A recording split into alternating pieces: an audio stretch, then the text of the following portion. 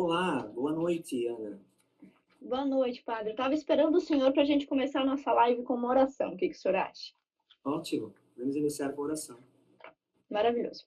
Pai nosso, que estás nos céus, santificado Seja o nosso vosso nome, nome. venha a nós o vosso reino, seja feita a vossa vontade, assim na terra como no céu. O pão nosso de cada dia nos dai hoje, perdoai as nossas ofensas, assim como nós perdoamos a quem nos tem ofendido. Tentação, mas livrai-nos do mal. Amém. Amém. Eu me meti na frente do senhor é que devia fazer essa oração por nós. Padre, seja super bem-vindo, que alegria ter o senhor conosco. O senhor deve ter visto que nós ficamos famosos, fomos parar no NSC Total, no ND+, por estarmos falando desse assunto, que na minha opinião é muitíssimo importante, tenho certeza que o senhor concorda comigo. Eu já estava conversando com o pessoal que o senhor é um padre exorcista, e as pessoas não estão acostumadas a encontrar com um, e nem a ter a oportunidade de perguntar para um padre como foi a sua formação, como realmente funciona o seu trabalho, quais são os mitos em torno disso. Então, padre, eu gostaria de ouvir o senhor por alguns minutos contando para a gente sobre isso, sobre sua formação, sobre o seu trabalho, por favor. Bem, para uma pessoa ficar padre, né, é preciso, então, fazer duas faculdades, né, dois cursos superiores. Primeiramente, então, um curso de filosofia, um período de 3 anos. Depois, um curso de teologia, né, geralmente, então, 4 anos. E, fora isso, também o tempo de convívio no seminário, né, os vários trabalhos pastorais.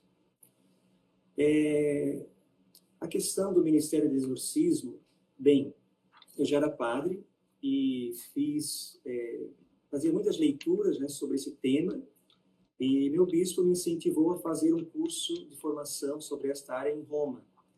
Então, fiz 2 cursos em Roma, 2 estágios em Portugal, com o padre Duarte Lara, que também é um exorcista, que acompanhou muito tempo o padre Gabriele Amorth, né?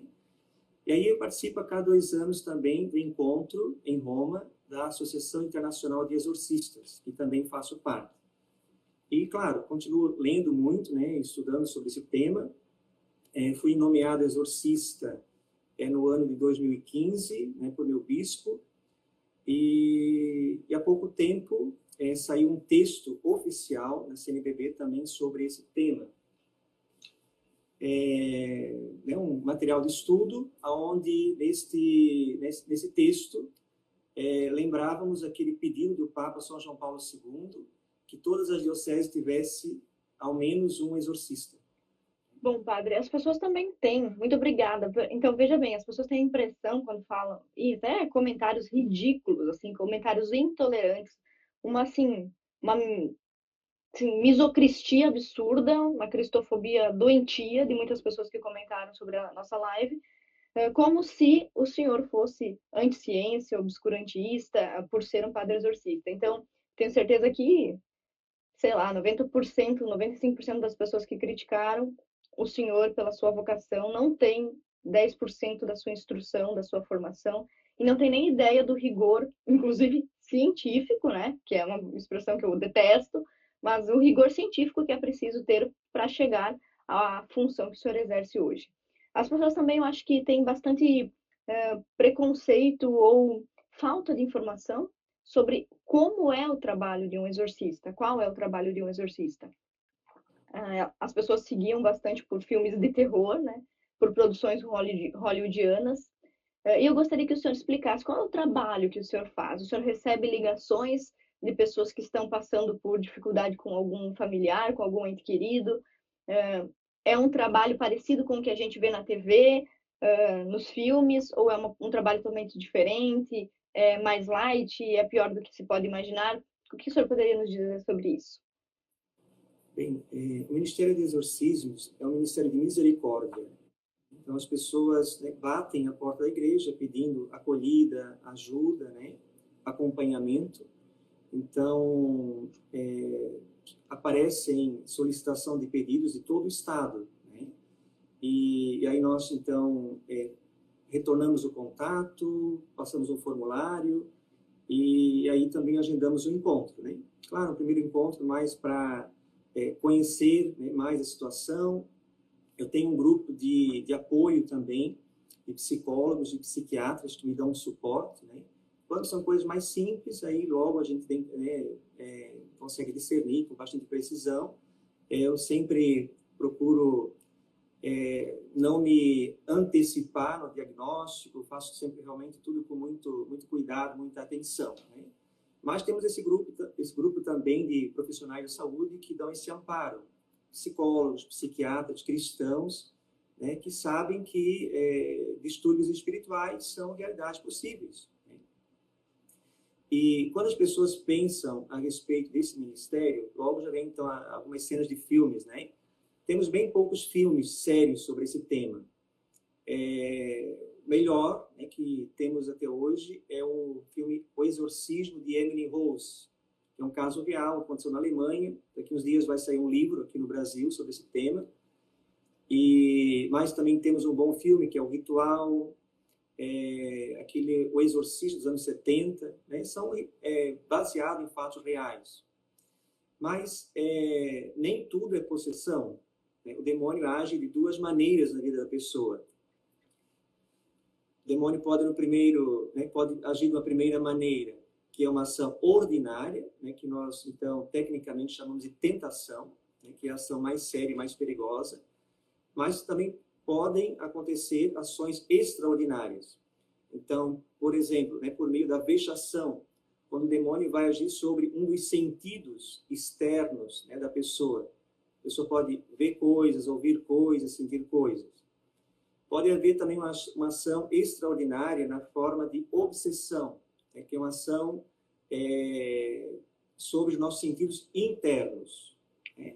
Então, o demônio pode atormentar a mente, a imaginação da pessoa, né, com pensamentos, com ideias obsessivas. E, claro, temos casos, então, um pouco mais graves, né, que são os casos de possessão. Quando a pessoa tem crises, manifestações, né?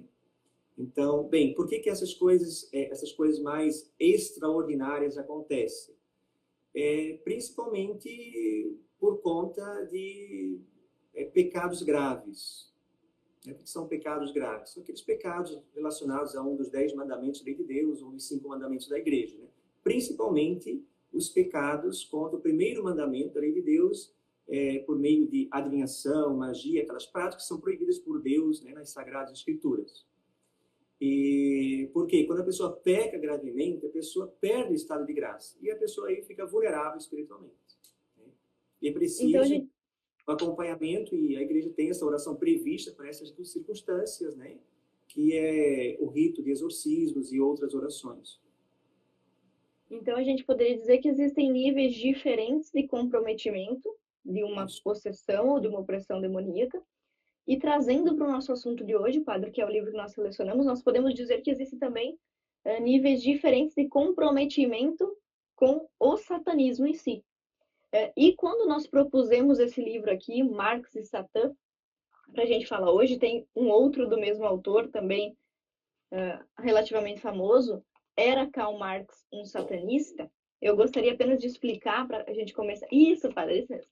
Gostaria de explicar para o pessoal, antes da gente continuar a nossa conversa, qual foi o motivo de nós termos escolhido um livro tão polêmico e aparentemente tão controverso para compor o nosso clube de estudos, né, do Clube Campanholo, inclusive do qual o senhor vai ser nosso professor em alguma ocasião. Nós escolhemos esse autor, e eu quero apenas 2 minutinhos de atenção, porque este livro aqui, Torturado por Amor a Cristo, do mesmo escritor, do Richard Wurmbrand, foi o primeiro livro sobre política que eu li na minha vida, quando eu era apenas uma adolescente, 15 para 16 anos, e foi um livro que mudou completamente a minha vida e abriu os meus olhos para uma série de questões, como, por exemplo, fui criada numa família evangélica, e o meu pai e a família, a minha família, tinha uma concepção evangélica bastante anticatólica em inúmeros momentos, e a educação religiosa e teológica que eu recebia na igreja não era das mais profundas. Eu tinha, então, a impressão de que o mundo cristão se dividia entre católicos contra evangélicos. Eu tinha esse pensamento por causa da educação que eu tive na adolescência. Quando eu li este livro aqui, que eu inclusive comprei numa livraria evangélica, de uma igreja, do lado de uma igreja de Assembleia de Deus, eu jamais podia imaginar que isso mudaria completamente a minha perspectiva sobre isso, porque o pastor Richard Wurmbrand, inclusive o senhor é católico, mas ele é protestante, ele me mostrou que dentro das cadeias de tortura comunista não existe distinção entre católicos, ortodoxos, batistas, metodistas, assembleianos. Não existe distinção entre os cristãos. Recentemente, alguns poucos anos atrás, teve um vídeo que chocou a humanidade, que foi se não me falha a memória, foi uma execução do ISIS que matou 14 cristãos coptas do Egito. Bem, quando eu li esse livro do Richard pela primeira vez, eu sequer entendia que existia uma verdadeira irmandade entre os cristãos, né? Aliás, nunca tinha ouvido falar sobre cristãos coptas, não sabia quase nada sobre os anglicanos, não sabia a diferença entre luteranos e batistas, e eu me despertei a partir desse momento para a realidade política do cristianismo e para a perseguição que os cristãos estavam sofrendo. E eu me lembro claramente que há 15 anos atrás, quando eu li esse livro, eu nunca mais abri a minha boca para falar mal de nenhuma denominação cristã, seja qualquer uma, né? Metodista, batista, ortodoxa, luterana, qualquer uma, né? Carismática, nada. Nunca mais abri a boca para falar que determinada igreja era ruim, do mal, etc. Só que esse livro, padre, o senhor já deve... O senhor tem esse livro? Tem uma edição mais antiga e depois adquiri uma versão mais nova. Essa foi a versão que eu li, inclusive, quando eu tinha 16 anos, mas eu emprestei para alguém e me levaram embora. Mas, enfim, padre, eu não coloquei este livro para nós estudarmos no Clube Campanholo porque ele está custando R$ 450. E existem apenas 5 exemplares. Nós podemos vender os nossos exemplares, padre, ficamos com R$ 1.000 no bolso. E existem apenas mais 5 exemplares disponíveis, e por esse preço. Então, seria impossível que outras pessoas lessem essa obra para estudar com a gente. Então, como precisava escolher um livro do mesmo autor, existem vários, né? Como esse daqui, ó. Cristo em Cadeias Comunistas, mas também muito antigo, não tem mais versões dele agora. Eu paguei R$ 90 por um livro assim, é todo velho. Então, nós acabamos escolhendo Marcos e Satã, que é a obra do Richard mais recentemente publicada pela editora Monergismo, e que, na minha opinião, não é a melhor, inclusive eu diria que é a pior de todas as que eu li, mas é a mais acessível e traz dentro desse livro o que é importante para nós, somos cristãos, discutir agora. O quão satanista é uma doutrina ideológica que tem satisfação, que tem sadismo em torturar pessoas de determinada confissão religiosa até que elas blasfemem ou até a morte. Então, isso fica muito claro nesse livro. Esse povo todo aleatório aí que ficou criticando a nossa live, padre, eles falaram muito sobre falta de comprovação científica, sobre falta de titulação, o que é extremamente absurdo, tendo em vista que a sua formação é riquíssima e que eu também tenho formação em história, o que também independe, né? Podia não ter formação nenhuma, mas eles criticaram muito a nossa discussão por dizer que era uma discussão anticientífica, né? Sem provas, etc. Uma crítica também que se faz ao livro do Richard.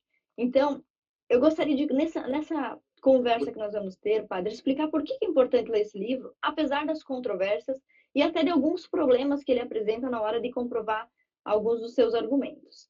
Eu gostaria de ouvir do senhor quais foram as partes da leitura que o senhor achou assim, todo cristão deve conhecer, quando o senhor estava lendo essa obra. Poderia apresentar assim brevemente um pouquinho da biografia dele? Ótimo, excelente. Bem, antes disso, né, quando a gente trata, né, sobre um personagem histórico, as pessoas começam a dizer, mas Hitler era cristão, Mussolini era católico. Bem, quando a gente quer conhecer a história da igreja, a gente olha para os santos, né, não para os traidores. E quando a gente quando as pessoas logo pensam na questão, né, do socialismo, do comunismo, as pessoas pensam, mas qual o problema que a gente tem de entender que tudo se trata de partilhas de bens e tudo isso, né? Olha, a maioria das pessoas que defendem, né, essas ideias, essas pautas, querem que os outros partilhem, mas eles não partilham, né?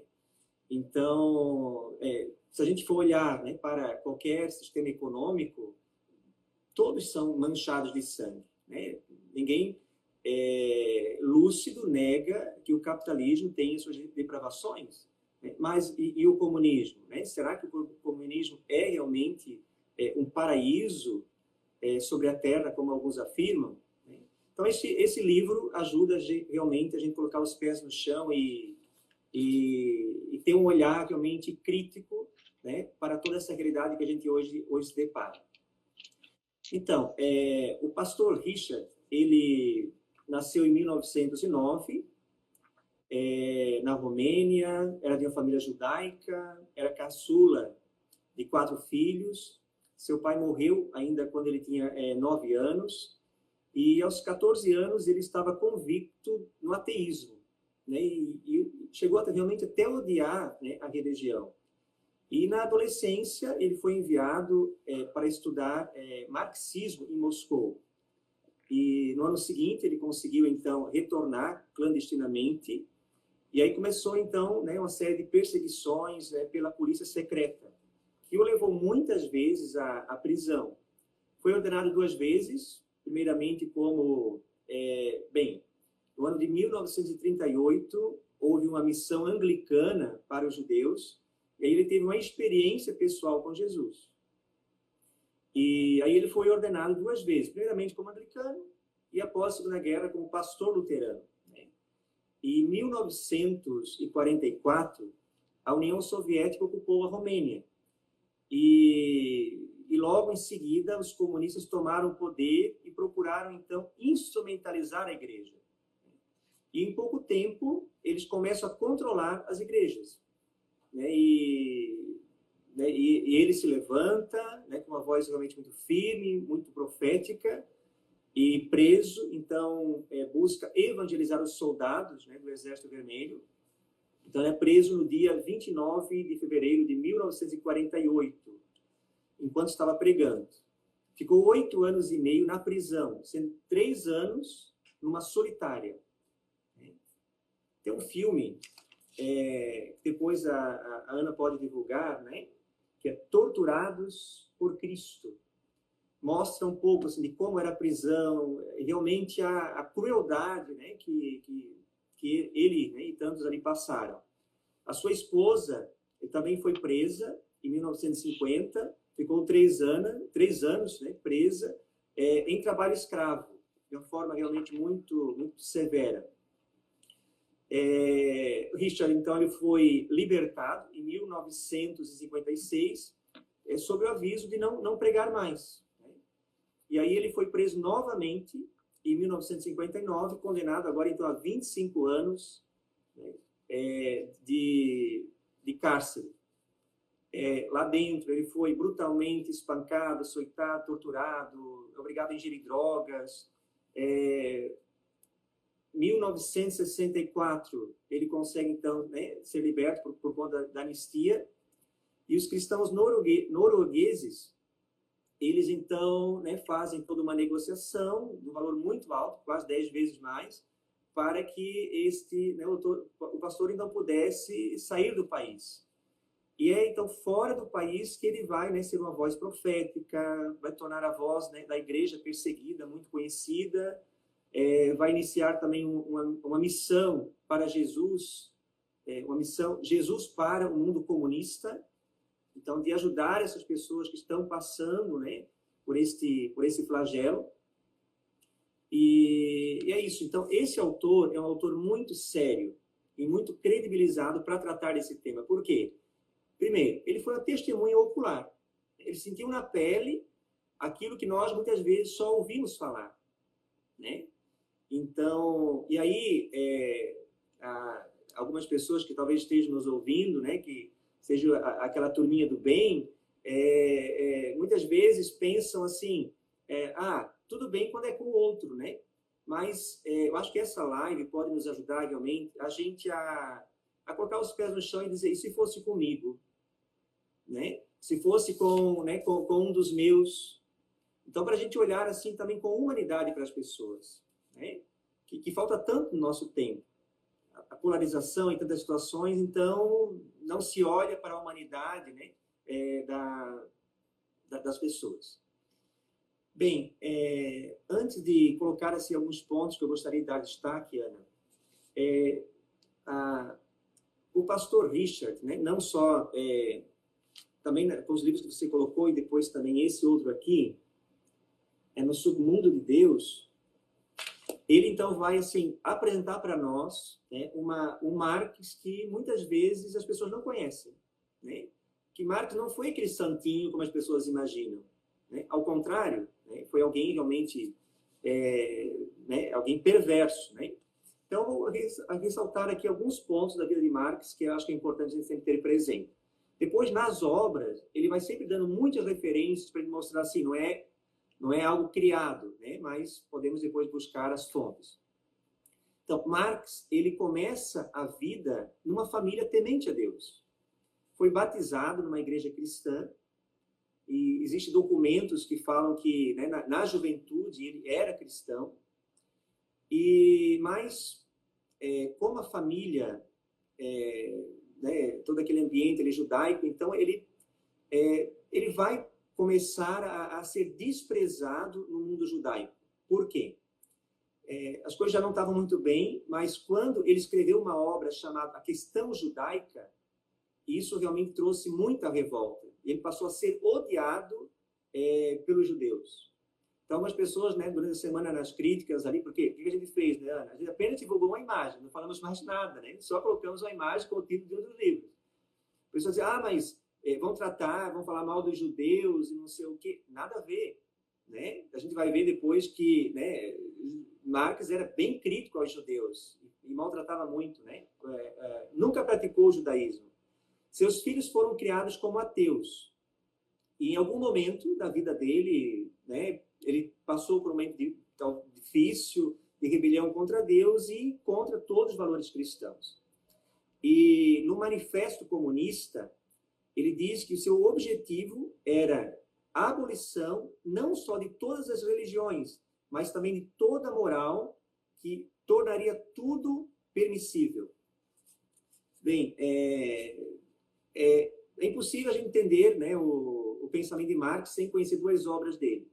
O Manifesto Comunista e também, que é assinado por Engels, mas né, ele é o autor, que é A Origem da Família, da Propriedade Privada e do Estado. Né? Tem que ter estômago para ler. Né? E aí a gente além de ser bem chato, né, padre? Muito além chato. De ser uma chatice. Muito chato.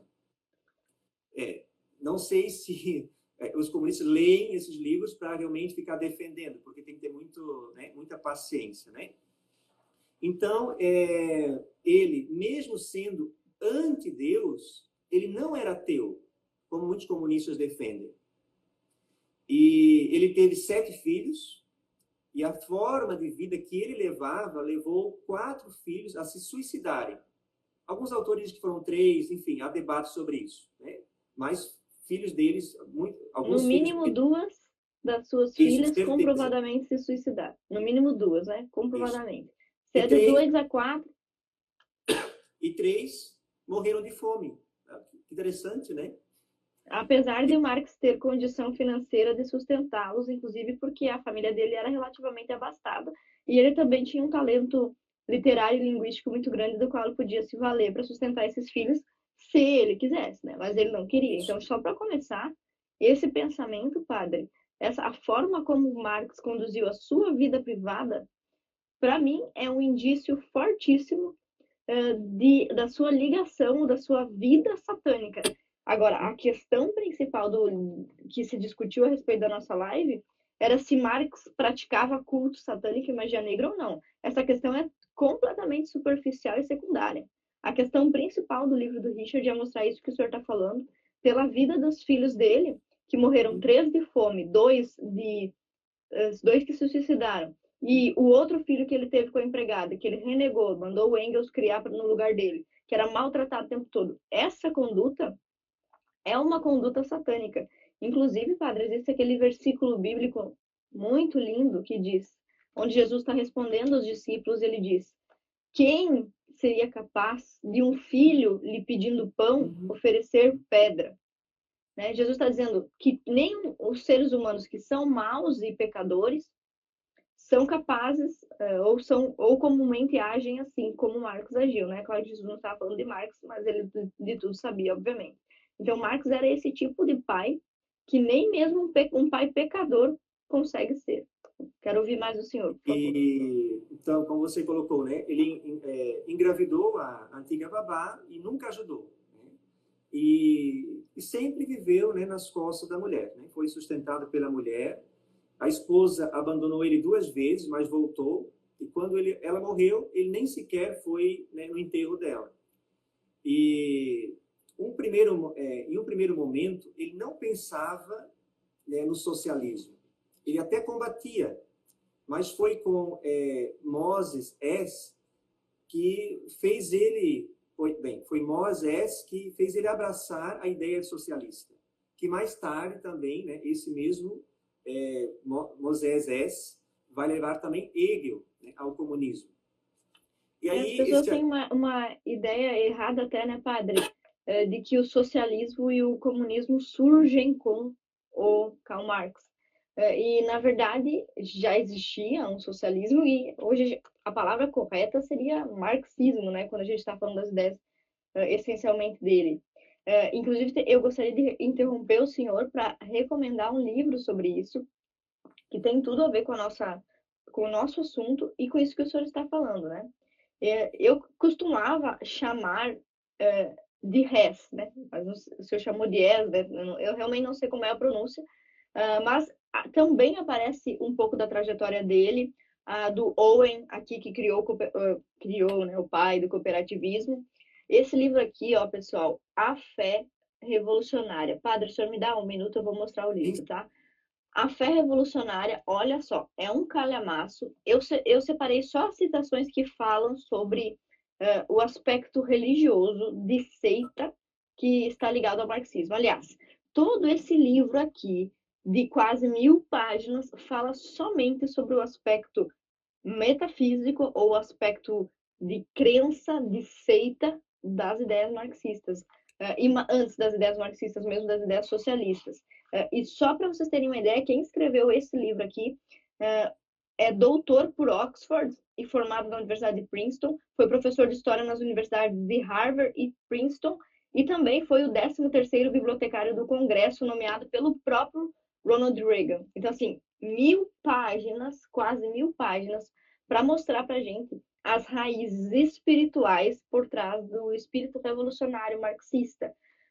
E só para complementar o que o senhor disse com genialidade, padre, existem 2 tipos de ateísmo. Inclusive, essa referência está no livro do Richard.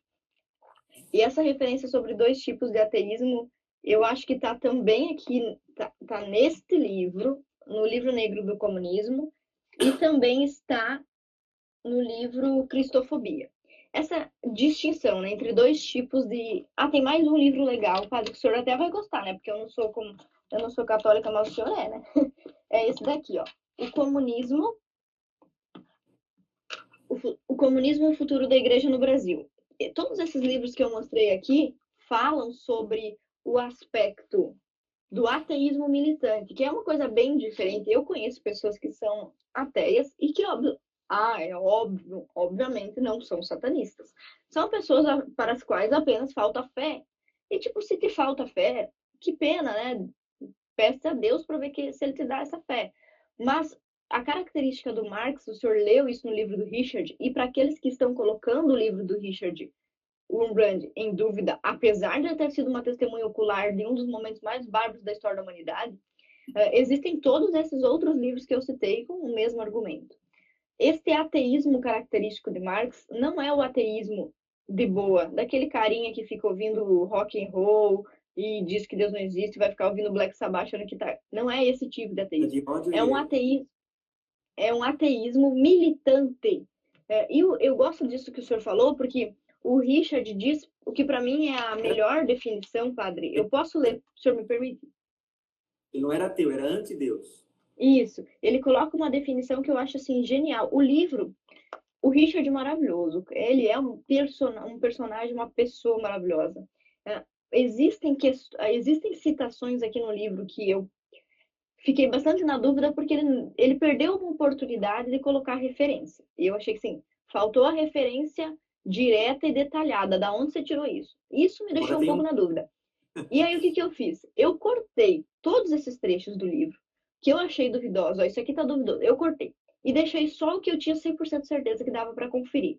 Mesmo assim, continuou sendo um livro absolutamente maravilhoso. E o que eu separei aqui, ó, é uma citação que está na página 38, pessoal, para depois vocês que vão fazer parte do Clube Campanholo, que vão assistir essa live depois, sei lá quando for, risca no seu livro também.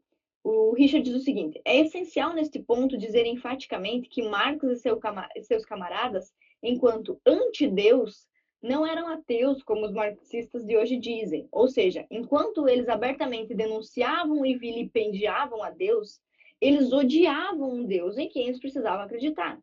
Ninguém tem tanto ódio por uma coisa que não existe. Por exemplo, eu vivo a minha vida tranquilamente, não tenho ódio nenhum de ET, não tenho ódio nenhum de duende, porque eu sei que eles não existem. E se tiver alguém com uma seita de ET, uma seita de duende, uma seita de unicórnio cor-de-rosa, eu não vou viver a minha vida para perseguir e torturar essas pessoas, porque não existe e eu não ligo a mínima. Mas o comportamento que o Marx tinha, conforme diz o pastor Richard, desafiava não a existência de Deus, mas a supremacia de Deus. E isto é uma característica satanista. Se o Marx fazia cultos satânicos, magia negra escondido na casa dele ou não, isso não tem como saber, porque, primeiro, como o próprio Richard diz, e ele é muito sincero em dizer, não tem como você saber se uma pessoa faz parte ou não de uma seita secreta, porque ela é secreta. Então, isso é completamente secundário. Mas que o pensamento de Marx era extremamente satanista, era. E qual é a principal característica do satanismo que o senhor viu aí no livro, eu também, todo mundo que lê o livro vai perceber? É a militância anti-Deus. Né? Se a religião cristã prega a transcendência, o espiritual, o anti-Deus prega o materialismo, o ateísmo. Não porque ele realmente acha que não existe um transcendente, mas porque ele precisa minar esse tipo de pensamento. E que, inclusive, a gente vê também o Richard mencionar e outros autores anticomunistas mencionarem que quebrar essa característica de transcendência no ser humano, ou essa essência transcendental, fragiliza esse ser humano ainda mais. Ele fica ainda mais vítima e ainda mais vulnerável ao sistema comunista, né? Então, desculpa interromper o senhor estava falando justamente sobre Marx não ser ateu, e eu quero continuar ouvindo o senhor. Excelente. Então, este homem, né, chamado Moses Hess, que vai introduzir Marx no socialismo.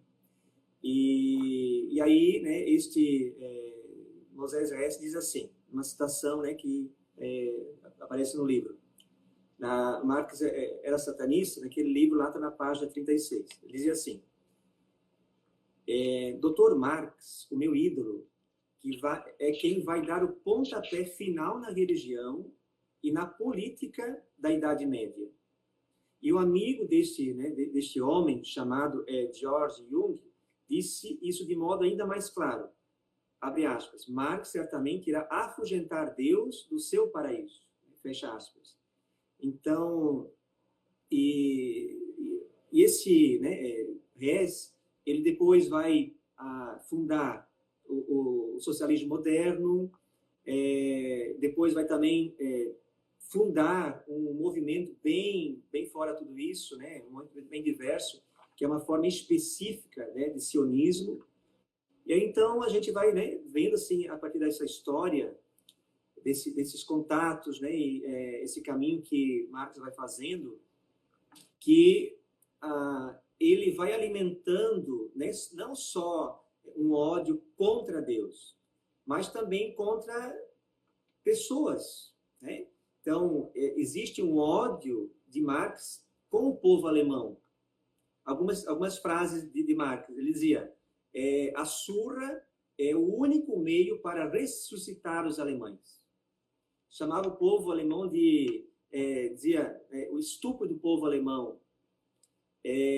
Outra citação dele, alemães, chineses e judeus devem ser comparados a mascate e pequenos mercadores. Então, não é só, né, com relação aos alemães, mas também aos judeus, os negros. Marx era a favor da escravidão na América do Norte, né? Então, Eu até fiz uma lista, padre, de todos os povos dos quais ele falou mal. Eu anotei aqui no meu livro porque, assim, as pessoas falam sobre o livro A Questão Judaica, né, que ele era antissemita declarado. Só que a gente vai lendo sobre a vida dele, e não somente nesse livro, aqui em todos os outros que eu mostrei, a gente vê que não é que ele tinha ódio dos judeus, ele tinha ódio dos negros, dos eslavos, dos croatas, dos tchecos, dos russos, ele falou mal dos alemães, falou mal dos ingleses, falou mal dos burgueses e falou mal dos proletários. Inclusive, ele chama os proletários em alguns momentos com o adjetivo de vagabundos, sendo ele próprio, o próprio Karl Marx, o cidadão mais vagabundo que já pisou em terras inglesas, alemãs, em todo o território da Prússia, né? Porque, como o senhor disse antes, ele nunca trabalhou, viveu nas costas do Engels e da mulher dele. Então, ele tinha um ódio geral. E um dos trechos que eu achei mais legais, assim, que definem a personalidade do Marx aqui no livro do Richard, é que ele demonstrou ódio por diversos povos em diversos momentos da vida dele, mas em nenhum momento ele demonstrou amor ou apreço por algum povo, né, seja o dele ou outro. Então, uma das características essenciais do conservador é que ele respeita e ama a sua regionalidade, o seu bairro, a sua cidade, a sua pátria, seu povo, a sua religião. E o Marx tinha desprezo por absolutamente tudo. E veja, se Deus nos ensinou a estabelecer dois princípios, o da pátria e o da igreja, que nós devemos amar isso, e Marx faz justamente o contrário, odiando família, igreja e, por fim, odiando também nação, que é um outro conceito que, óbvio, Deus não instituiu, mas ele encaminhou, né, através dos povos ali na história da antiguidade. Enfim, então ele é completamente anti-Deus, né? E, então, óbvio que eu vou ouvir mais o senhor, por favor. Desculpa, eu vou parar de interromper. Esta ideia que as pessoas, né, têm hoje de Marx, o autor diz que é um mito, né? Porque ele não, na página 128, ele diz que Marx não foi movido pela pobreza, né, do proletariado, para que a qual a revolução era o único remédio. Ele não amava o proletariado, chamava-os de malucos, estúpidos, asnos, vagabundos, né? Então, ele não amava os camaradas, né? Como hoje se fala, né? E não se questiona. Então, claro, pode parecer algo muito pesado isso que nós estamos colocando. Então, leia o livro, né? Tem as referências, você pode consultar, né? Então, tudo isso é para, assim, trazermos esse contraponto, porque é importante a gente, né, ler sobre todos os âmbitos, não só ler aquilo que nos agrada, né? Então, também ter esses contrapontos que... e o autor aqui ele é muito, muito rico nesse sentido, porque como ele passou por toda essa situação, então ele se dedicou a estudar a fundo, né, Marx, o socialismo, tudo isso, para poder realmente responder, né, e com fontes, né, seguras, ir mostrando quem de fato, né, era este homem. Algumas pessoas, Ana, elas têm... Deixa eu ver onde que eu tinha... Depois eu, né, coloco isso. Acho que ele poderia agora dar um passo a mais, mostrando como Marx e depois também, né, o comunismo, tudo isso, eles são... eles investem na violência. Sim. Uma citação de Marx no Capital diz assim: a violência é a parteira que tira a nova sociedade do útero da velha sociedade. Né? E aí, então, é só, né, o ponto de partida, porque a gente vai ver, então, experiências realmente muito dolorosas, muito graves, de pessoas que passaram por isso. Né? E aí, algo que você acenou lá no começo, e que acho que seria interessante também aqui retomar, Então, as crueldades que estão por trás deste movimento, né? Quando se fala, padre, desculpe interromper o senhor, já que nós temos um público cristão, eu vou me permitir fazer algumas referências bíblicas. Os evangelhos dizem que a gente conhece uma árvore pelos frutos, porque às vezes até é muito bonita, né? E também tem aquela passagem onde Jesus está passando e eu acho que é uma figueira que não dá frutos, uma figueira mentirosa, né? E Jesus amaldiçoa essa figueira. Então Jesus levava isso. Oi? Mateus 7. Aí, ó, pois é. E Jesus amaldiçoou essa figueira porque ela é uma árvore mentirosa, que devia produzir frutos e não produz, e ele também usa outras parábolas. É possível uma macieira produzir peras e assim sucessivamente. E a raiz, o que o Richard Wurmbrand quer mostrar para a gente sobre o que ele chama de satanismo de Marx, tem a ver com os frutos do que ele propagou. Como o senhor bem disse, ele não tinha escrúpulos em indicar a violência. Eu não consegui encontrar, por exemplo, referências que ele tenha feito à tortura, mas ele fez referências ao ódio. Na verdade, há uma única referência, né, que o senhor deve ter visto também, a tortura no sentido de que ele disse que a tortura era sei lá, um elemento social que possibilitava o progresso tecnológico. Mas ele não precisa. Vão levando isso, né, em graus extremos. Exatamente. E a gente estudou lá no Clube Campanholo, no Clube 1.0 no ano passado, duas características muito fortes em todo revolucionário, em todo pensamento de esquerda. E nessa citação que o senhor falou, aí deu para identificar duas dessas características, assim, literalmente. O revolucionário, que é o inimigo do conservador, ele tem confiança em uma natureza humana hipoteticamente perfeita, ou num futuro hipotético, e ele também usa como justificativa para todos os seus atos o fim almejado. Então, aquela frase, os fins justificam os meios, ou aquela frase, não se faz um omelete sem quebrar ovos, são frases revolucionárias que estão imbuídas no pensamento marxista de forma inegável. Então, o que os marxistas e os praticantes das ideologias de Marx e outros socialistas comunistas, que na minha opinião são satanistas, o que eles fazem? Eles levam isso ao extremo, acreditando que existe uma sociedade hipotética no futuro melhor, um paraíso na Terra, então a gente vai aplicar todos os meios necessários para chegar a esse objetivo. E uma outra característica importante do Marx, e que o pastor Richard menciona, eu achei assim, genial ele ter resgatado isso, é que ele menciona que Karl Marx não esperava que um dia a revolução terminasse. Então ele diz que a revolução almejada é uma revolução permanente. E se a prática do método revolucionário é a violência, a chacina, o genocídio permanentes, ele esperava então que a humanidade vivesse nessa destruição, né, autofágica. E aí entra essa questão do satanismo, que eu acho que mencionada aqui pelo Richard, que é o seguinte: em vários poemas, eu não gosto muito disso, eu leio qualquer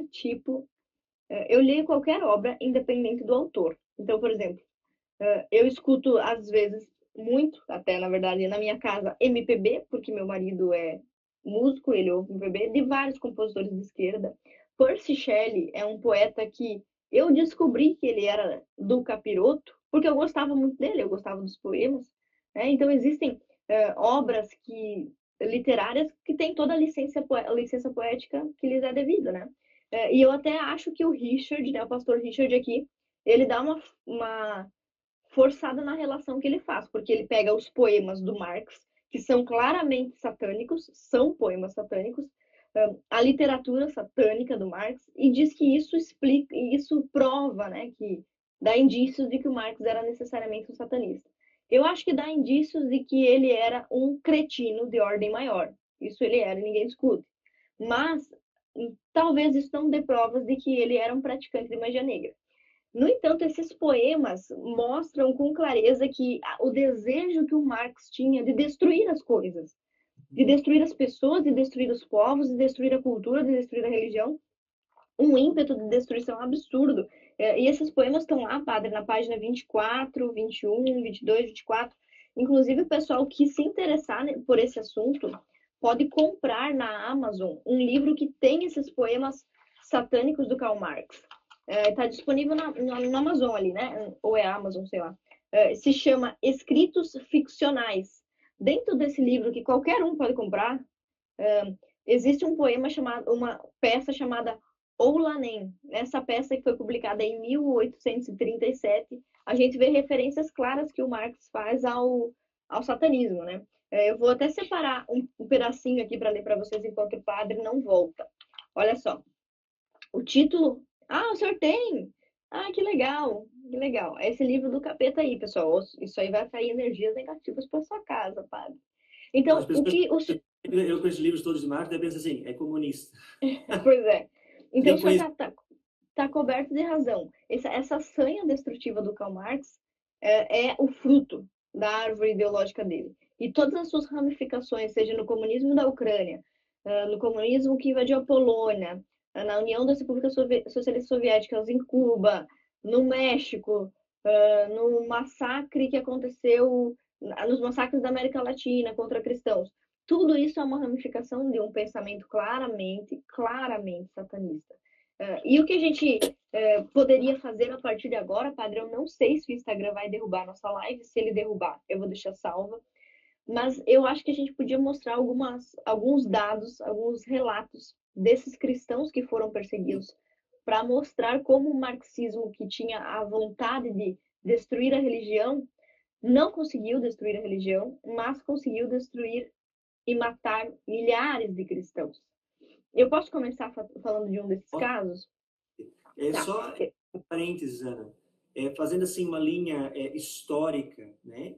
Então, porque muitas pessoas talvez ficam um pouco confusas pensando, mas o que é marxismo, comunismo, né, socialismo? Então, temos primeiramente marxismo, que depois vai dar origem, né, ao comunismo em dois ramos, o leninismo e o maoísmo, que depois vai então gerar o socialismo e o nazismo, né? Então essa é a linha que gera esse processo todo.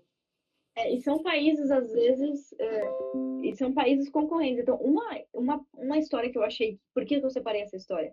Foi o fato de foram os nazistas que não prestam, foram eles que não prestam, que descobriram uma das prisões comunistas, onde, segundo os documentos do próprio Vaticano e relatos de testemunho oral, e documentos dos próprios nazistas sobre isso, inclusive, e também o relato do pastor Richard, do reverendo Richard, nazistas que invadiram as cadeias onde estavam inúmeros presos cristãos, descobriram enterrados 6.000 corpos que os comunistas tinham rebocado. Eles passaram reboco por cima dessa quantidade enorme de gente.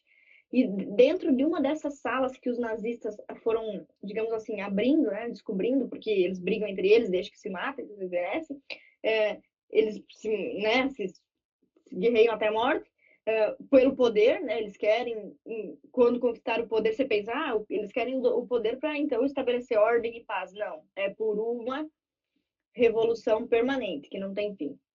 Então, os nazistas, quando descobriram essa sala, encontraram também o padre Zenão. Eu acho legal a gente citar esse caso, porque não é muito fácil. Eu tive dificuldade para encontrar essas informações em português, inclusive tive que recorrer às páginas do Vaticano.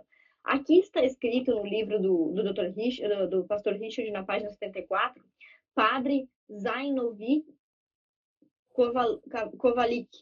E, meu Deus, quanto eu procurei para saber se isso era verdade, né? Eu gosto de conferir as coisas do livro, né, para ver se ele está procedendo corretamente. Então, eu descobri o Beato Zenão, que foi traduzido ficou assim, né? Beato Zenão Kovalik. E ele foi encontrado neste episódio crucificado, né? Então, com os pés e as mãos presos na parede da própria cela, com o estômago aberto. Dentro dele estava costurado o feto abortado e ele estava todo ensanguentado. O próprio filho teve dificuldades de reconhecer o corpo dele. E do lado estava a mãe, de quem a criança foi arrancada de forma cruel, assim, truculenta, para que fosse costurada dentro da barriga desse padre.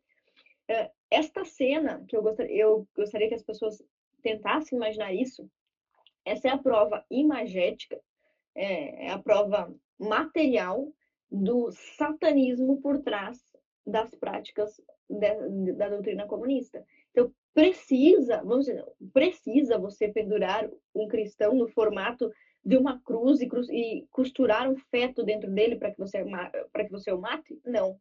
Nem com o seu pior inimigo você precisa fazer isso.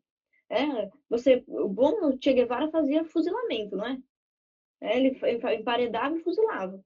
É uma coisa assim absurda, mas veja do Che Guevara, que já era extremamente cruel, nojento, asqueroso, para este salto de crucificar as pessoas e costurar um feto, inclusive matou 3 pessoas para fazer essa cena. É óbvio que isso é satanismo, isso não é apenas uma crueldade ou uma guerra, né, contra um inimigo. E por que um formato de cruz, né? Por que tanto desejo de blasfemar o tempo todo? O senhor tem alguns casos desses, padre, para compartilhar com a gente, que o senhor encontrou aí?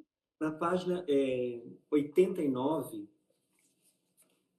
vai aparecer algo muito interessante, que aí me ajudou assim, a entender todo esse cenário que você colocou, Ana.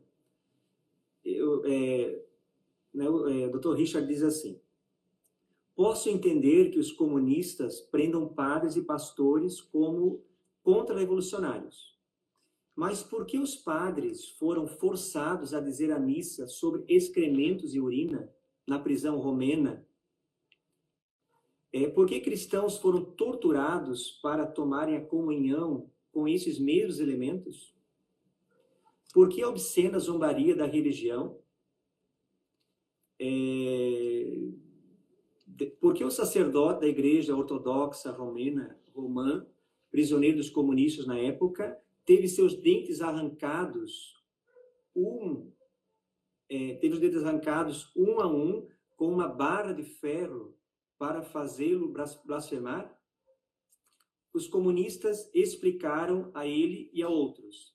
Agora, citação. O que os comunistas diziam, né, diante de todo esse quadro?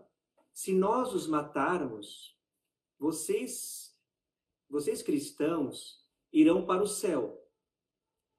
Porém, não desejamos que sejam coroados mártires. Vocês devem primeiro amaldiçoar a Deus e então ir para o inferno. Então, não é simplesmente torturar, querer o mal do outro, mas é fazer de uma forma que essa pessoa se perca eternamente. Então, não é só uma preocupação, né, com a vida neste mundo. Né? Então, é que a pessoa realmente termine no inferno. Né? Então, isso é algo terrível. Mas eles nem acreditariam no inferno, né, supostamente. Né? Então, para que fazer com que uma pessoa morra blasfemando, né? Sempre qual a pessoa... fundamento? Tem um padre, né, muito conhecido aí, que, né, no Brasil, ele costumava dizer: sempre que o ser humano tentou fazer o paraíso neste mundo, acabou, no final, fazendo o inferno. Né? Então, aqui é uma cena do inferno. É algo terrível. Padre, eu vou deixar o senhor encontrar alguns, mas assim, como eu não gosto que desacreditem das coisas que eu escolho para estudar, porque isso me dá um ruim, me dá um nervoso, e é isso aí que me motiva mais ainda. Como eu percebi que existiam pessoas contestando a autoridade do pastor Richard para falar sobre isso, primeiro que eu escrevi um artigo, que tem 15 páginas, que vai estar disponível depois para quem é aluno do clube. Vai estar disponível esse artigo para as pessoas compararem as análises que eu fiz aqui, outras referências bibliográficas. Mas o que eu queria mostrar especificamente é um caso que eu separei do livro do Richard, do pastor Richard, que eu vou comparar com o livro do Trotsky e com o Arquipélago Gulag.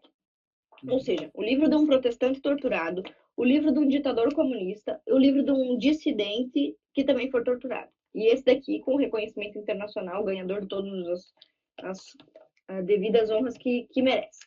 É a história de uma família que foi perseguida. Neste livro aqui, aparece na página 74, tá? E diz o seguinte, olha. Quando eu estava estudando para essa nossa conversa, eu tive que parar para engolir o choro várias vezes.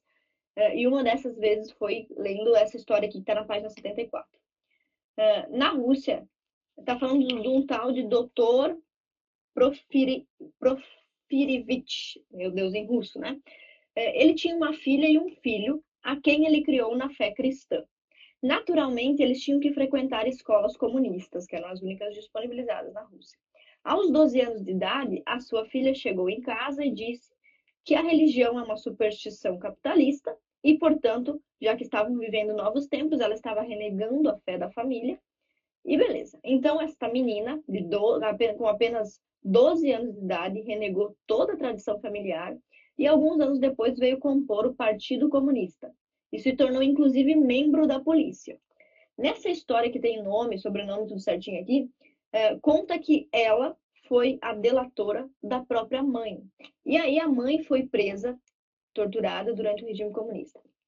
Nesta página eu encontrei um trecho que eu achei assim absurdamente lindo, triste, porém lindo, né? Diz com palavras bonitas o sofrimento. A mãe então foi presa. Olha só, abre aspas. Sob o regime comunista, ninguém possui nada, nem filhos, nem esposa, nem liberdade pessoal. O Estado pode tomar tudo isso a qualquer momento. Então, começa com essa história onde a filha denuncia a própria mãe e depois de um tempo, o filho se suicidou. O outro filho se matou e deixou uma carta. Quando o pai encontrou essa carta, fiquei assim, eu me embarguei quando eu estava lendo pela primeira vez. O filho escreveu: Pai, tu me julgarás? Sou membro de uma organização comunista. Pediram que eu assinasse uma denúncia contra a minha própria mãe, porque ela é cristã e por isso contra-revolucionária. Eu assinei, portanto sou culpado pela prisão dela. Só que agora eles me pediram que eu também te espionasse, e a consequência seria a mesma, denunciar o pai para que ele fosse preso. Perdoa-me, pai, mas prefiro morrer, decidi morrer. Essa foi a carta de suicídio dele. As pessoas leem essas coisas, existem verdades que são tão sérias que elas são postas em dúvida. Uma das estratégias dos movimentos revolucionários é propor coisas tão absurdas que as pessoas pensam, não, isso não vai acontecer, isso é impossível de acontecer, porque é um negócio extremamente absurdo. Aí eles vão lá, fazem aquele negócio absurdo, as pessoas contam que tal absurdo foi cometido, e aí a população continua a não acreditar. Não. Então, como isso é comum, eu peguei uma entrevista do Trotsky, que eu uso no curso antifeminista que eu dei para o Brasil Paralelo e que vai aparecer também no Clube Campanholo. São várias perguntas que são feitas a Trotsky depois que o regime comunista também já estava em derrocada, cometendo erros crassos na economia e na administração política, assim, umas barbaridades absurdas. Então começam a perguntar para ele sobre a educação de crianças. Lembre-se que aqui a denúncia é as crianças eram cooptadas contra seus pais. Aqui é um livro do Trotsky, de esquerda, publicado pela editora esquerdista, eu não sei se é Iscara ou Iskra, né? Editora esquerdista, tá? O entrevistador pergunta: os sovietes expropriaram, ó a pergunta, os sovietes expropriaram a alegria e a infância e converteram a educação em um sistema de propaganda bolchevique? Aí a resposta do Trotsky: a educação mundana levada adiante pela República Francesa está impregnada até os ossos de propaganda, ou seja, admitindo que a educação comunista é como a francesa, pura propaganda. Ninguém pode negar que a educação fornecida às crianças soviéticas também é propaganda. Então eles dizem assim: nós vamos combater o cristianismo, nós vamos combater a fé, os religiosos, o padre Pedro, a deputada Ana, vamos combater essas pessoas porque eles são dogmáticos, porque eles fazem propaganda em vez de falar a verdade. E aqui está o Trotsky dizendo isso. Olha esse trecho. É verdade que não se diz nada às crianças soviéticas sobre pecado, ou sobre paraíso, sobre o céu. Nesse sentido, se pode dizer que estamos tirando das crianças a felicidade. Olha isto, não tem aspas. Neste sentido, se pode dizer que estamos tirando das crianças a felicidade de uma vida após a morte.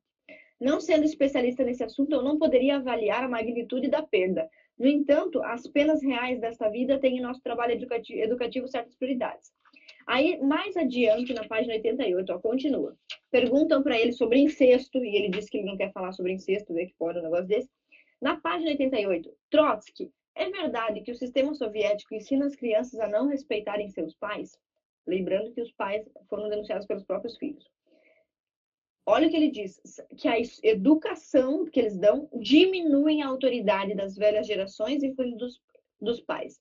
Quando os mestres ensinam a teoria de Darwin e outras teorias materialistas, a autoridade dos pais está destinada a declinar. As crianças que se baseiam na autoridade oficial dos comunistas da escola são as melhores armadas contra seus próprios pais. Ok. Aqui, então, a gente está vendo que o Trotsky claramente confessou que os regimes comunistas fazem propaganda contra a própria família, né? Ana, E, por fim... Oi? essa questão do darwinismo é interessante porque, né, qual é a ideia está por trás? Onde só o mais forte e o mais cruel sobrevive. Né? Então, sim, também, o Darwin aparece também, né, em algumas menções aqui. Aí, óbvio, né, padre, que amanhã vai estar em todos os jornais, né, que eu e o senhor somos criacionistas, somos que o homem vem da Adão e Eva, e que crime absurdo que a gente cometeu, como nós podemos negar a ciência, que nós somos obscurantistas e que vamos praticar a Inquisição. Porque, inclusive, teve um comentário nas redes sociais sobre Inquisição, o senhor lembra? Que o senhor ia começar a Inquisição. Né? Mas, bom, vamos lá. Eu quero... Oi? As pessoas precisam conhecer a teoria do design inteligente. Quem é inteligente estuda design inteligente. Né? Okay. Antes de falarem da gente, né, padre? Vamos lá. Mas olha só, para concluir essa análise, eu peguei só um trecho aqui da página 74. E como eu queria mastigar isso para mostrar para as pessoas que um parágrafo do pastor Richard Wurmbrand tem um calhamaço de provas, eu selecionei esse outro pedaço, que está na página 62 do Arquipélago Gulag, do Solzhenitsyn, que inclusive um dos maiores livros de história da humanidade toda, esse daqui, que foi escrito por alguém que fez história por correspondência. E eu fico nervosa quando você está falando uma coisa que é verdade e as pessoas vêm com conversa de titulação universitária. Eu tenho os meus títulos, inclusive sou pós-graduada, e tenho também um diploma de deputada, que é bem difícil conseguir, mas eu fico nervosa quando essas conversas de diploma aparecem. Aqui na página 62, o Solzhenitsyn diz o seguinte: os sacerdotes, os padres católicos, os pastores, eram parte obrigatória da caçada diária. Suas cabeças brancas apareciam em todas as celas. Ou seja, quando os comunistas saíam para caçar pessoas a aprender, o Solzhenitsyn está contando para gente que uma das prioridades era aprender religiosos. Tipo, via uma freira, um bispo, um abade, via qualquer pessoa minimamente religiosa, senão eles prendiam porque isso era uma meta, como se fosse uma meta, né? Quando você tem uma loja, uma meta de vendas. Página 62. De maneira intensiva, apreendiam, aprisionavam, exilavam monges e monjas que tanto manchavam a vida russa pregressa. Os círculos ampliavam-se cada vez mais, e de repente já estavam recolhendo simples fiéis leigos. Né? Começaram recolhendo os sacerdotes, agora já estavam recolhendo simples fiéis leigos, como essa família mencionada aqui. Gente velha, especialmente mulheres, olha os machistas aqui, né? Especialmente mulheres que tinham uma fé mais insistente e que por muito tempo, nas prisões de trânsito, nos campos de trabalho, também passaram a ser apelidadas de monjas. Então, olha só, eles prendiam as mulheres comuns, religiosas, e depois apelidavam elas de monjas dentro das cadeias de tortura. Inclusive, o Trotsky diz aqui no livro dele, que na verdade era uma entrevista, né, que um dos maiores inimigos da revolução era a religiosidade das mulheres. Porque os homens iam para a reunião do partido falar sobre comunismo, mas eles chegavam em casa e encontravam uma esposa fiel, né, uma esposa crente. Continuando, na verdade, considerava-se que essas pessoas eram presas e julgadas não pela fé em si, mas por terem expressado suas convicções. A pessoa que acredita possuir a verdade espiritual deve escondê-la, inclusive de seus filhos. Olha, é uma referência que casa perfeitamente com a página 74 do livro aqui. Todos os religiosos recebem 10, a pena mais alta à época, né? Então, tá falando das penas de quantos anos podia ficar preso. Então, qualquer pessoa que fosse religiosa ficava 10 anos presa. Mais tempo presa do que um homicida, mais preso do que um terrorista que jogasse uma bomba na sede do Partido Comunista. Então, assim, claramente o ódio que esse povo tem dos cristãos é, assim, doentio. Agora eu vou deixar o senhor, eu tenho certeza que o senhor separou outras várias histórias que eu quero ouvir o senhor contar.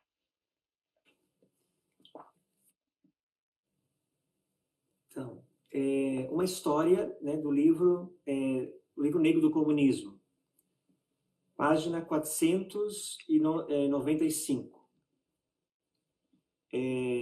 Fala, né, do que os comunistas procuravam fazer, né, ali ao longo da Semana Santa com as pessoas tementes a Deus, né? Quanto aos seminaristas, Turcano obrigava-os a oficiar nas missas negras que ele próprio encenava, sobretudo durante a Semana Santa, na Vigília Pascal. Alguns desempenhavam o papel de meninos no coro, outros padres. O texto litúrgico de Turcano era evidentemente pornográfico e parafraseava de forma demoníaca o original. A Virgem Maria era referida como a grande prostituta e Jesus o imbecil que morreu na cruz. O seminarista que desempenhava o papel de padre deveria despir-se completamente, depois era envolvido por um lençol sujo de excrementos. Ele pendurava no pescoço um falo confeccionado com sabão, miolo de pão e pulverizado com DDT. Na noite que antecedeu a Páscoa de 1950, os estudantes em curso de reeducação foram obrigados a passar diante do padre e a beijar o falo, dizendo: Cristo ressuscitou. Então, assim, não tem como, né, uma pessoa temente a Deus olhar para ouvir isso e dizer assim: não, é simplesmente algo normal. Outro caso, 486. Um dos bispos grego-católicos, ordenado secretamente, preso durante 15 anos, e que mais tarde trabalhou como operário, testemunha. Durante longos anos, suportamos em nome de São Pedro a tortura, os espancamentos, a fome, o frio, o confisco de todos os nossos bens, o escárnio e o desprezo. Então, suportamos em nome de São Pedro, o Papa, né? Beijávamos as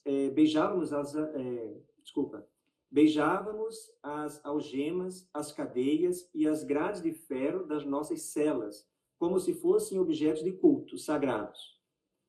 E a nossa farda de prisioneiro era o nosso hábito de religiosos. Não havíamos escolhido carregar a cruz, apesar de nos proporem sem cessar uma vida fácil, em troca da renúncia a Roma.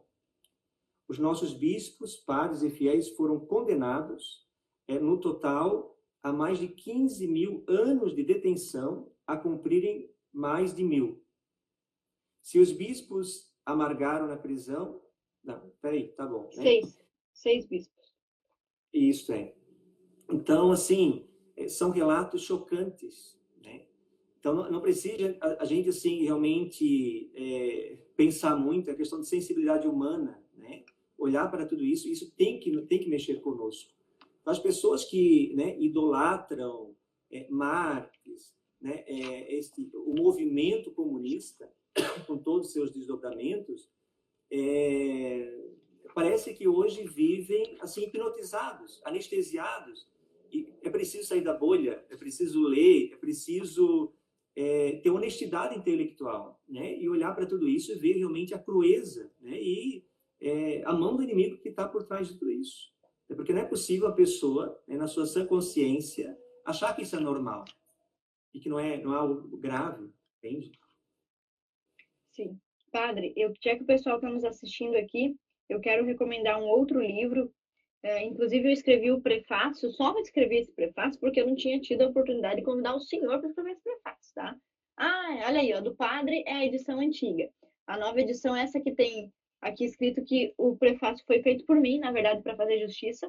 Está aqui dentro do livro. O prefácio foi escrito por mim e pelo meu assessor parlamentar, Davi Amato, que é o mesmo que escreveu o pós-fácio do meu livro, Feminismo, Perversão e Subversão.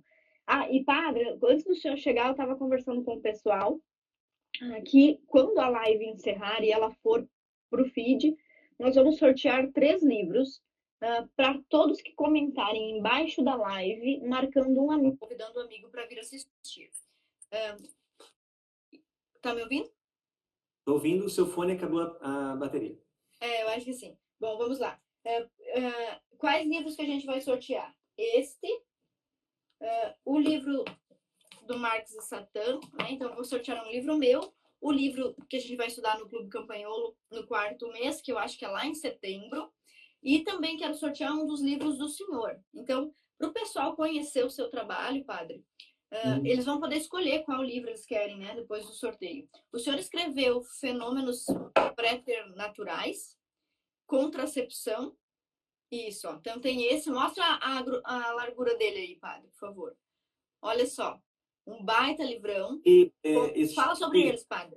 Que esses padres medievalistas, eles não conhecem sobre o assunto, né? Então, então esse livro aqui, né? Eu sou um organizador, tenho um imprimatur do bispo e são textos muito ricos. Então, abordamos o tema, né, da existência, né, dos anjos, demônios, e damos, assim, então, o maior aprofundamento ao tema da demonologia a partir das Sagradas Escrituras, teologia, mística e ascética, magistério, discernimento, espiritualidade e vivência, né?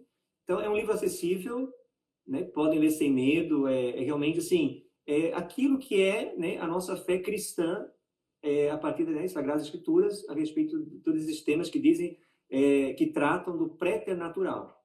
Porque de onde vem essa palavra, padre? O que significa, assim? Isso. Temos a realidade natural, que é a nossa realidade aqui, né? Temos a realidade sobrenatural, que é, então, a realidade de Deus. E temos, então, uma realidade que é sobre-humana, né? Preternatural. Não chega a ser sobrenatural, está bem abaixo, mas, então, está um pouco acima da nossa realidade natural.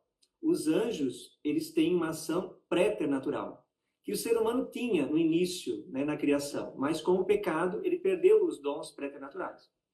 Que legal. Olha, esse livro do padre está à venda na minha livraria. Como ele é um livro enorme, que deu muito trabalho para o padre organizar, ele custa um pouco caro, mas está na promoção. Pelo que eu vi lá, está custando 80 e poucos reais. Mas aquele que vencer o sorteio poderá pedir que nós vamos mandar o livro que está na livraria Campanholo para o endereço da pessoa. Esses livros nós temos aqui, né, na paróquia da Serraria e também na livraria Catedral, que fica abaixo da Catedral Metropolitana, né? É aqui no centro de Florianópolis, né? Isso. Então o pessoal se alvoroçou bastante, dizendo que o senhor parecia que estava sendo um padre clandestino. Mas, na verdade, a gente sabe que o senhor tem o carinho e o apoio dos seus... Na polícia chama superiores, né? Não sei se aqui chama... dentro da ordem eclesiástica também. Mas, enfim, padre, também tem outros livros do senhor que podem interessar para as meninas, talvez, não é? Que é o livro sobre contracepção. O senhor poderia mostrar os outros livros para o pessoal poder escolher depois? Certo. Então, esse livro aqui, né, Contracepção, um perigo para o seu corpo, para a sua alma, né? Então, é um livro, primeira parte, com abordagem mais científica, mostrando o modo, né, de ação dos vários métodos contraceptivos, né? E, então, poucas pessoas hoje sabem, e poucos profissionais de saúde falam isso, né? Que a pílula tem um mecanismo abortivo, que o DIU tem um mecanismo abortivo, né? Isso está na bula. Então, aqui eu reuni os maiores especialistas do Brasil, né, para colocar de forma bem acessível esses dados. Então, tem foto das bulas, toda a explicação, e depois uma parte mais do magistério da igreja, né? Como a igreja sempre entendeu esse tema a partir das Sagradas Escrituras, né? Então, é um livro bem acessível e bem completo, com a doutrina católica, né, de 2000 anos, a respeito do tema da contracepção. E antes que as pessoas digam, porque costumam dizer, porque são extremamente intolerantes, porque são extremamente preconceituosos, aqui o seu livro, a sua abordagem, é uma abordagem lá da Idade Média, meio dos recônditos da Idade Média, da Idade das Trevas. Muitas feministas hoje, padre, já estão fazendo vídeos na internet, conscientizando as mulheres para que elas não usem a pílula anticoncepcional. É lógico que é muito contrassenso uma feminista que defende o assassinato dos bebês estar preocupada com a saúde, com os efeitos colaterais de um remédio, né? Mas, enfim, até mesmo elas já estão chegando a conclusões semelhantes às que a igreja sempre indicou, e é por isso que eu costumo dizer isso lá para os alunos do Clube Campanholo. Quem ler uma obra, quem estiver lendo uma obra clássica, uma obra consagrada, está sempre atualizado. Quem lê notícia tem que ler todo dia e ainda assim não terá lido o suficiente para estar a par do que está acontecendo no mundo. Então, esta é uma verdade que a igreja defendeu. Eu não vou falar em nome da sua igreja, porque eu não sou católica, mas o que eu entendo que todos os cristãos sempre defenderam é que os filhos são uma bênção e não um fardo, e que é uma consequência natural do sexo que os filhos apareçam. Então, se existe alguma coisa antinatural, alguma coisa artificial, manipulada, forçada, obrigatória ou qualquer outra coisa relacionada à família e à fertilidade da mulher, é justamente as tentativas de impedi-la de ter os filhos e não as tentativas de fazer com A que ela tenha fertilidade, filhos saudáveis. a fertilidade é um dom, não é um problema, né? Deus não criou o ser humano para no século XX dizer assim, vamos consertar o que Deus fez errado, né? Tem esse problema aqui da fertilidade, né? Não tá certo. Não, né? Então, eu apenas, nesse livro, reuni uma parte mais que diz respeito ao magistério, a outra parte é especialista no tema. Né? Ginecologistas, doutor, Obstetras. obstetra. Difícil de falar. Esse horário já começa. E aí, doutores em moral, em bioética. Então, os maiores especialistas hoje no Brasil a respeito desse tema. Então, é uma riqueza.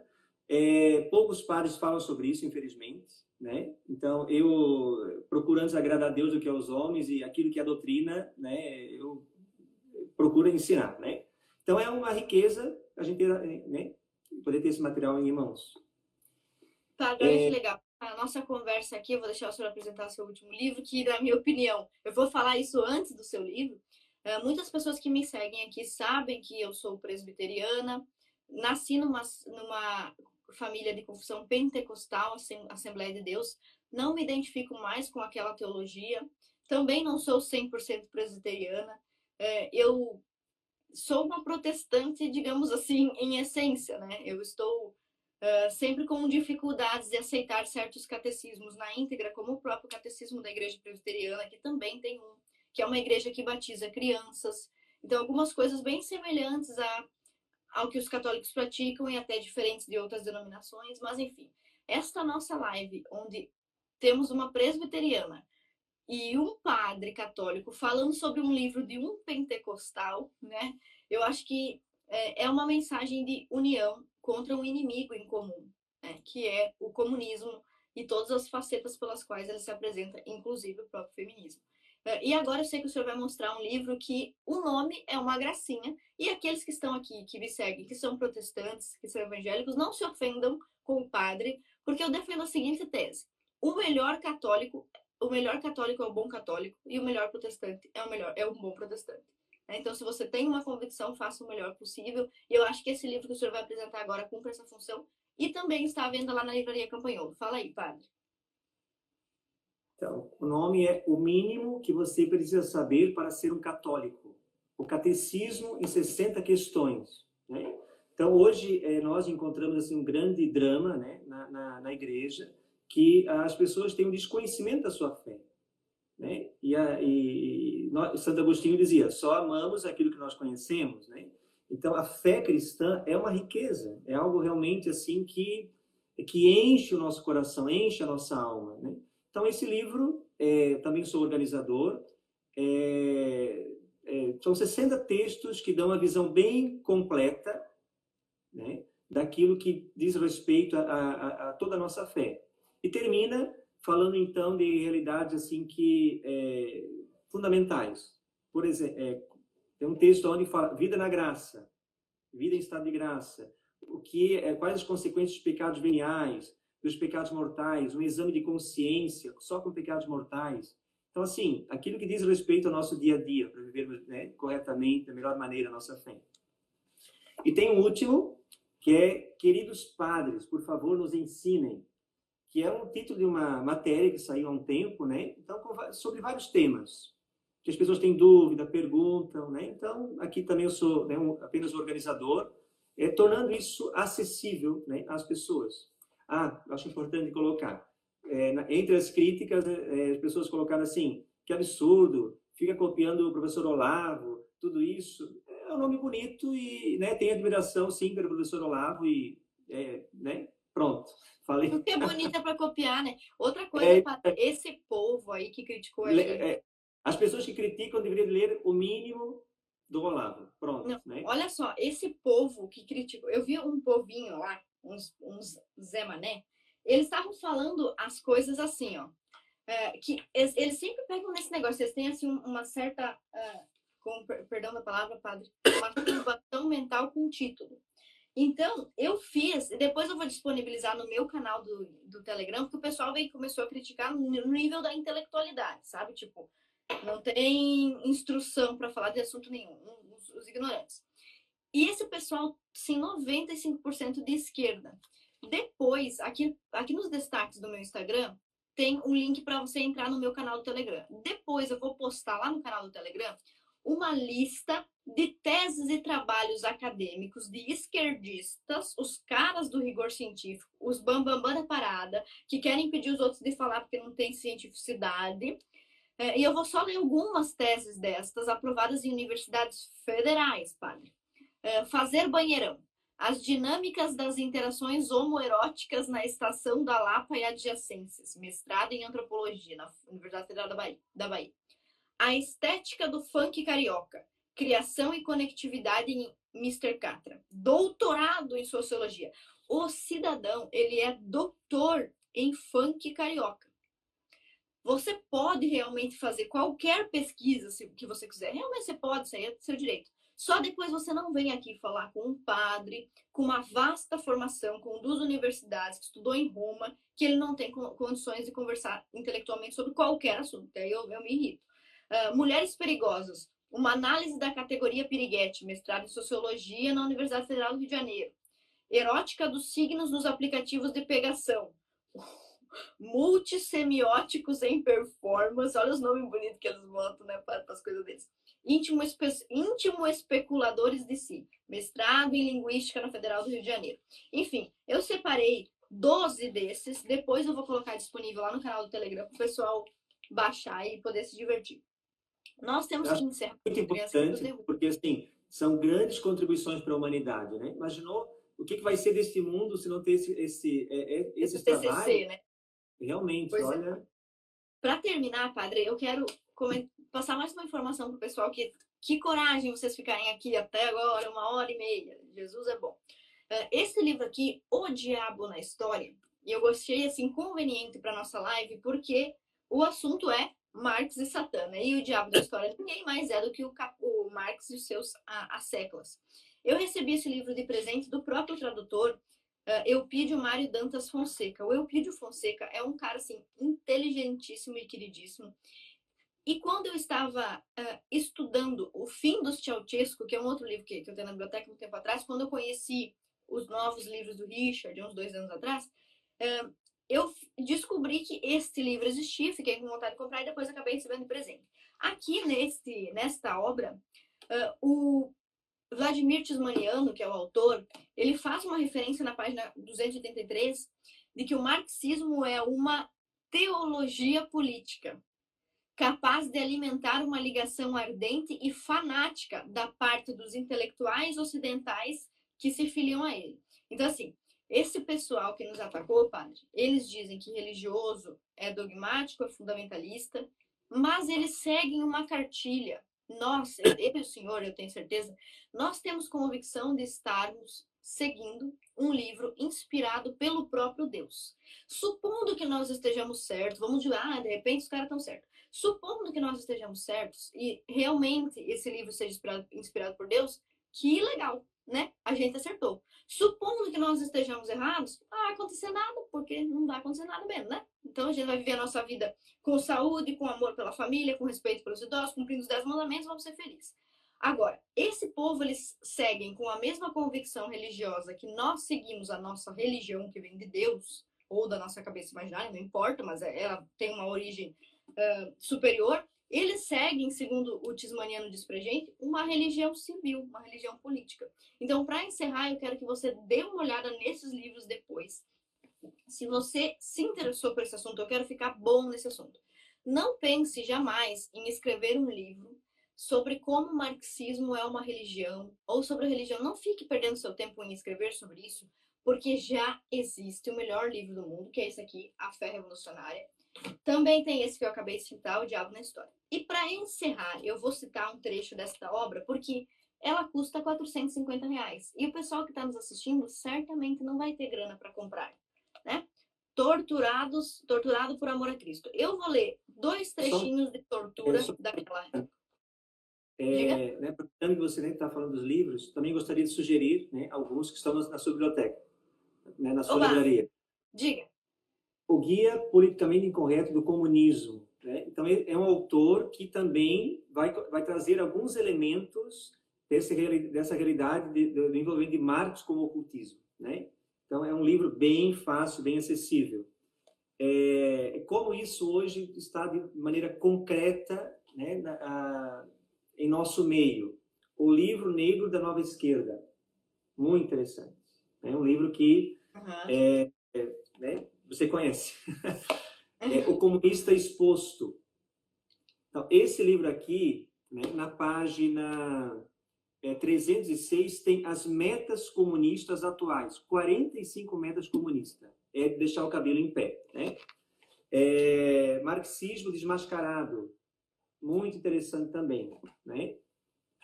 E esse livro aqui saiu recentemente, é um livro bem acessível, bem introdutório. Marxismo, uma ideologia atraente e perigosa. Né? Então, quase um resumo de tudo aquilo que nós conversamos nesta noite, né? Mas realmente uma grande riqueza.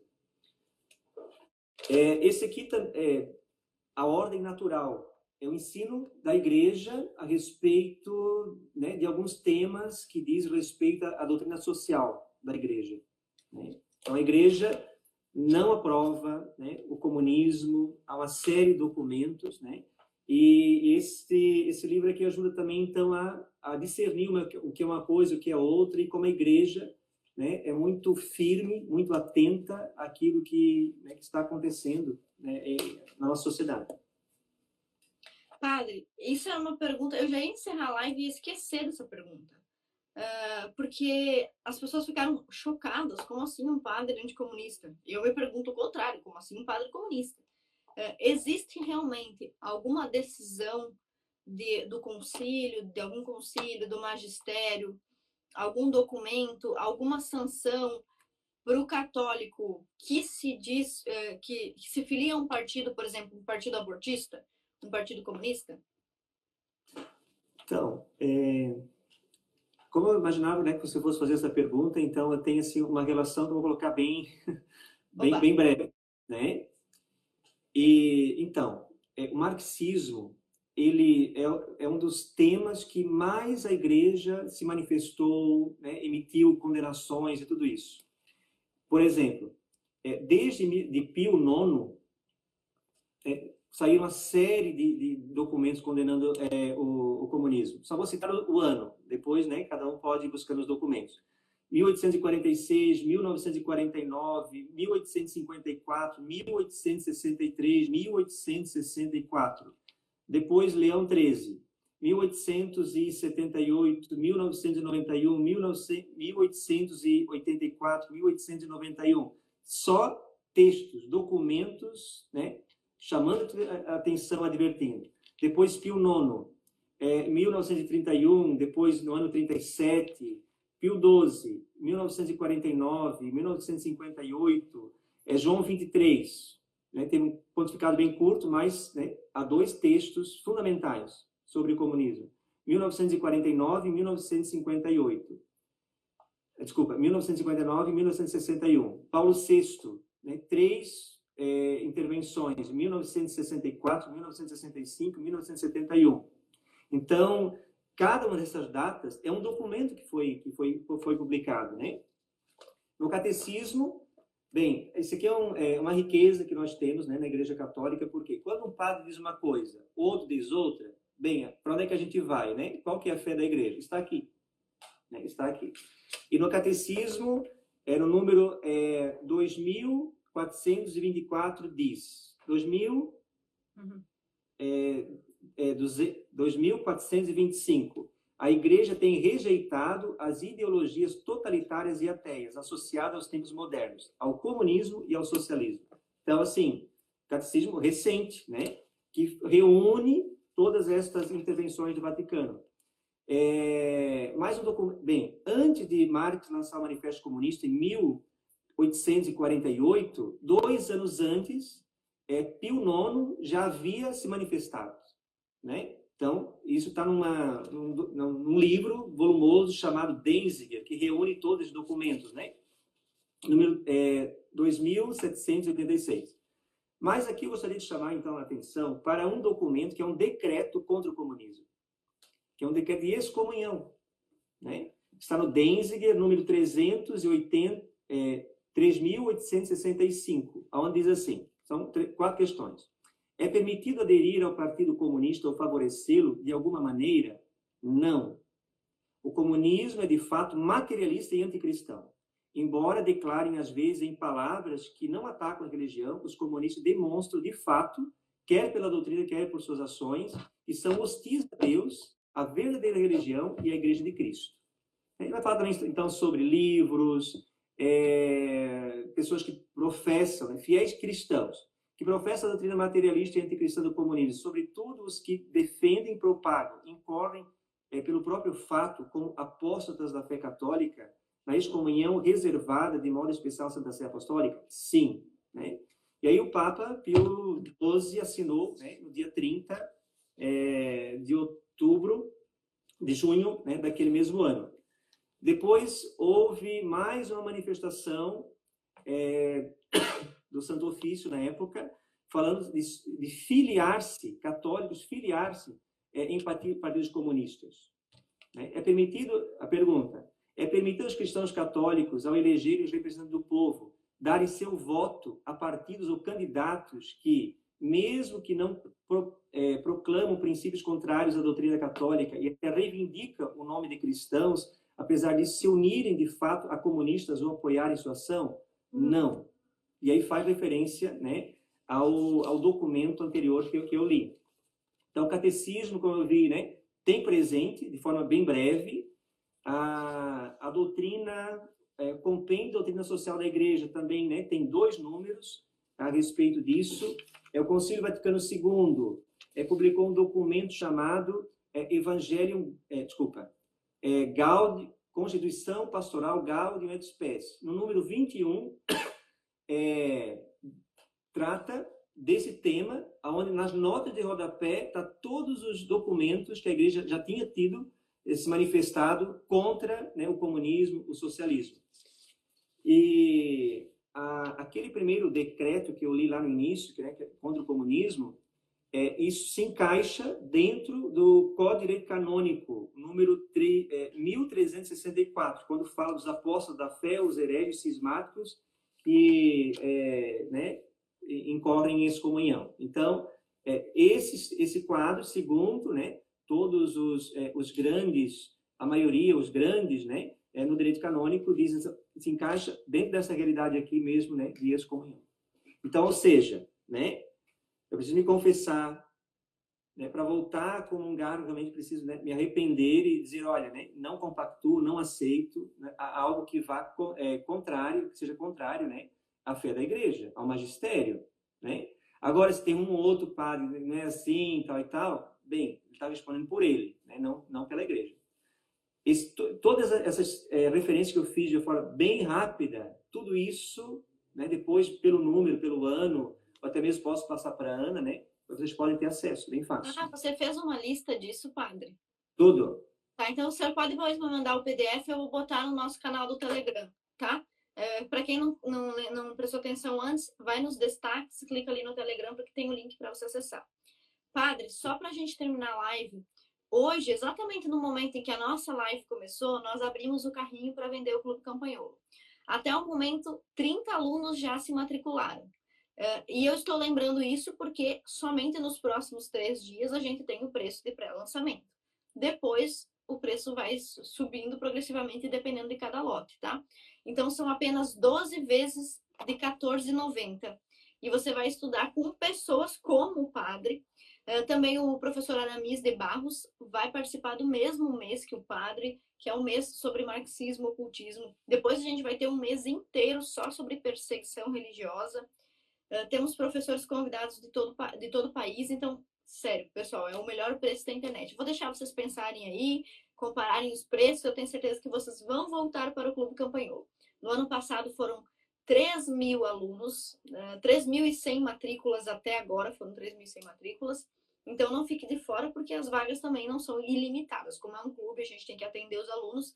Quando chega num determinado número de vagas, a gente fecha, tá bom? E aproveite, porque agora você vai entrar nos grupos e interagir com os outros colegas. Pessoal, basicamente é isso. Eu queria poder ficar mais tempo com vocês, mas já faz 1h40 Ninguém mais aguenta eu e o senhor, né, padre? Daqui a pouco o pessoal vai virar tudo ateu só de olhar para nossa cara.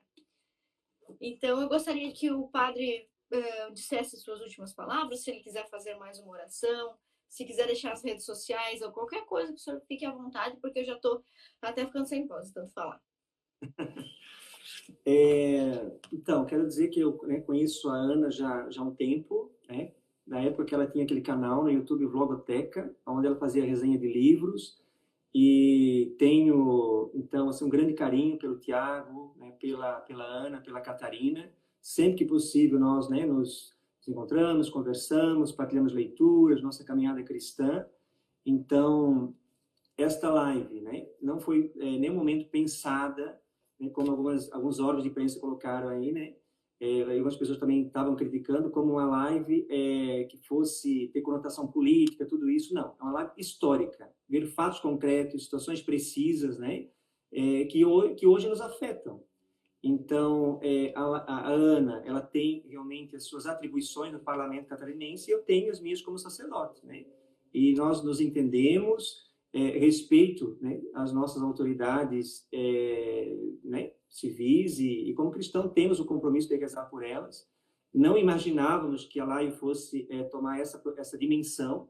O que nós fizemos foi apenas, né, divulgar uma arte, a apresentação de tal livro, e o livro que tinha e o nome da live tem um dos títulos, né, do autor, né, do autor que nós aqui então conversamos. Então não foi nada de criar revolta, confronto, não. É realmente estudo, né?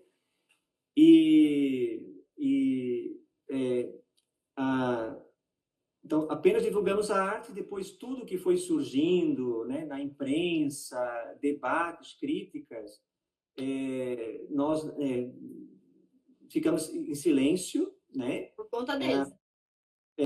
Então, a maioria das coisas foram especulações. A Ana tem, né, a sua vocação, eu tenho a minha, e nós nos entendemos muito bem. E está muito claro que, né, nós podemos ser amigos, né? E as pessoas acham uma coisa inadmissível, né, o padre ser amigo de alguém que hoje exerce uma função pública, né? Então, não tem problema, né? E antes de tudo somos amigos. E pensamos essa live mesmo como uma conversa de dois amigos, né, sobre literatura, sobre livros, obras realmente que nos chamaram a atenção, né? Gostaria de terminar fazendo referência a este homem aqui, chamado Van Tuan. Então, é um caso bem parecido, né, com este pastor, onde ele ficou, então, também durante vários anos, né, no cárcere, e um cristão católico não consegue sobreviver sem a missa, né? Então, ele celebrava a missa com 3 gotinhas de vinho e uma de água na mão, né? Então, é um testemunho muito bonito. E ele escreveu vários livros, um deles é esse daqui, bem breve, 5 pães e 2 peixes, né? Então, também fica aí com uma sugestão, né, principalmente, né, para os católicos, e também conhecer mais a igreja que é perseguida.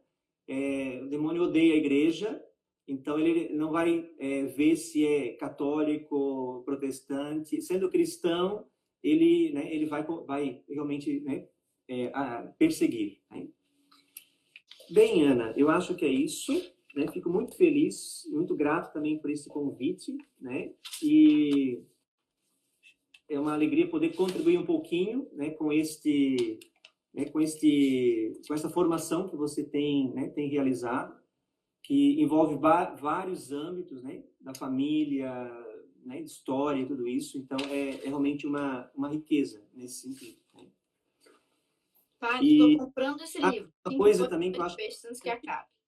eu acho que é importante também colocar o seguinte,